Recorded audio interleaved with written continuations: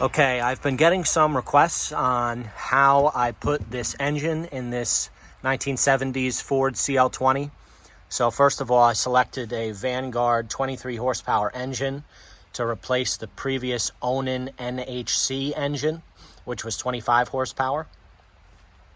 So first thing I did was remove the engine. The way the engine was mated to the hydraulic pump was via a spline connection. The hydraulic pump mounted directly to the Onan NHC block.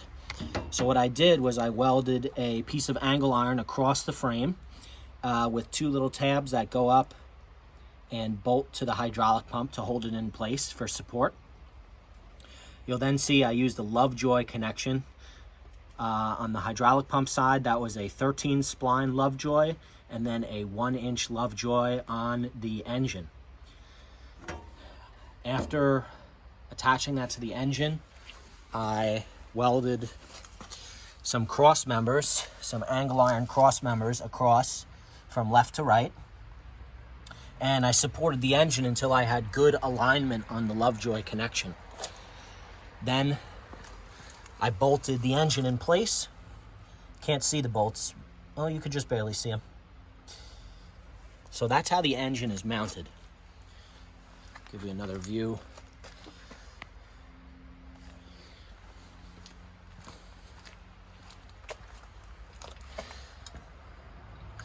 So after I got the engine mounted,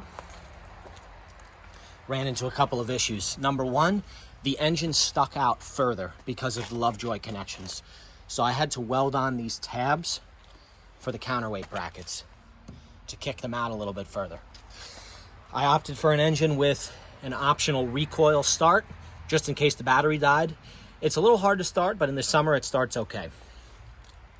The next issue I had was the hydraulic oil cooler. So there's the cooler right there.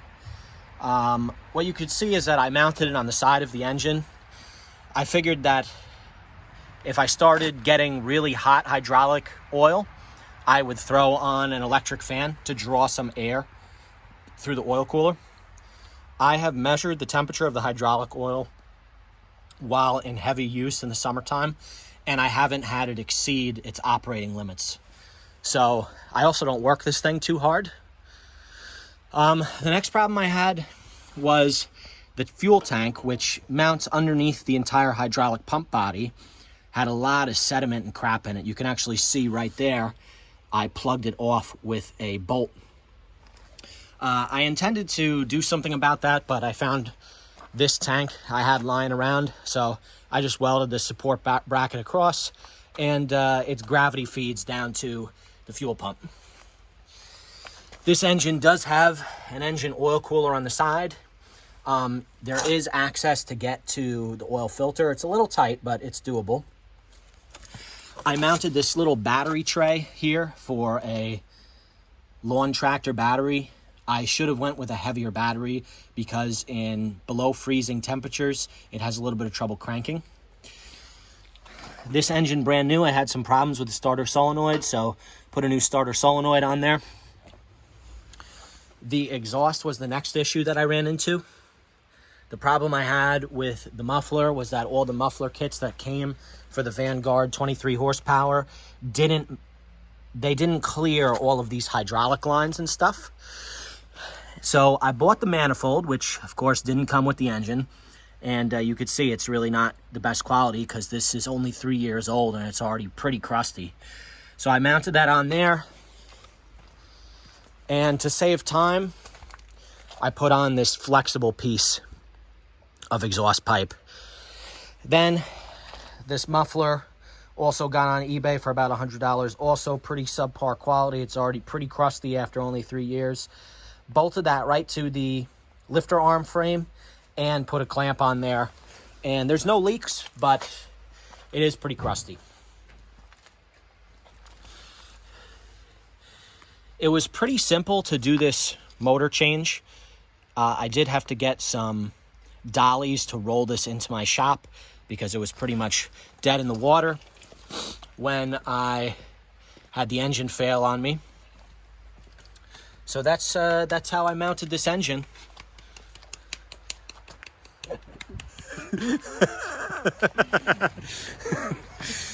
And hopefully this video is useful to somebody. I had a lot of people ask me exactly how I did it. To reroute the hydraulic oil cooler piping, I just used some black pipe there. And I was able to swing all the lines up into the, I believe that's the return filter.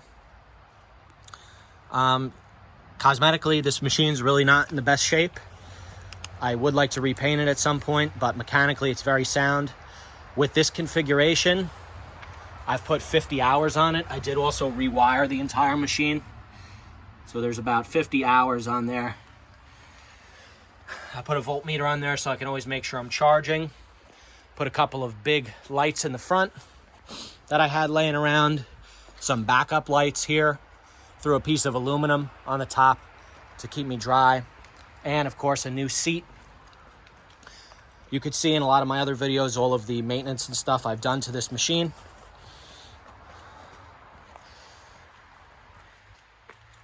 Very solid runner, very strong for its size. Can lift over, well, not over, it can lift about 1,000 pounds. I also had to put on some new cylinders in the front as they got bent while I was working this machine before I put the new motor in it.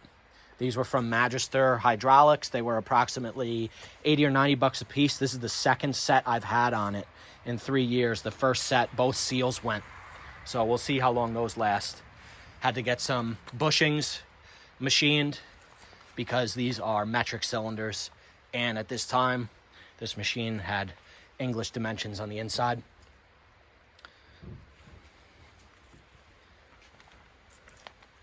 All the fuses are back here for the charging system, lights, etc., ignition. Thanks for watching. Please feel free to check out my other videos.